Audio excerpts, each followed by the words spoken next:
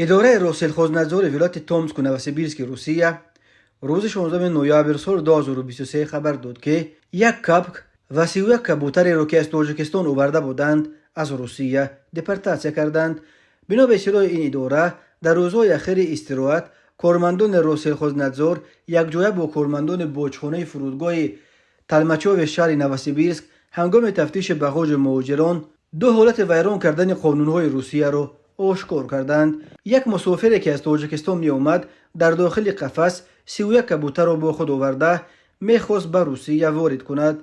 همین طور یک مسافر دیگر از تاجیکستان با خود در درون سبد چوبین یک سر کپک داشته است. خود این مسافران برای شهر قزه دسترس نیستند، ولی روسلخوزنتزور میگوید که انتقال این پرندگان بدون اجازتنامه این اداره و هم بدون سندهای بیطوری که سالم بودن این جانوران را از لحاظ بیماری‌های حیوانات و پرندگان ثابت کند. روسلخوزنتزور در اطلاعیش گفت بر اساس طلبات قانونگذاری بیطوری با مقصد راه ندادن به احتمال وارد و پنهان کردن بیماری‌های خطرناک به وارد کردن این پرندگان به قلمرو روسیه اجازه داده نشد.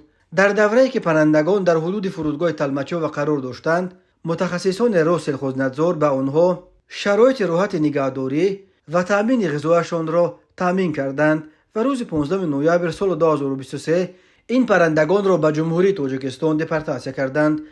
روسلخوزنتزور در حقیقت در اطلاع رسمیش از واژه دپورتاسیون استفاده برده است، اما درباره صاحبان این کپک و کبوتران در اطلاع این اداره چیزی گفته نشده است که آیا آنها از بر این جانوران گذشته در روسیه ماندند و یا از پس کپک و کبوترانش این دو نفر نیز به تاجیکستان برگشتند.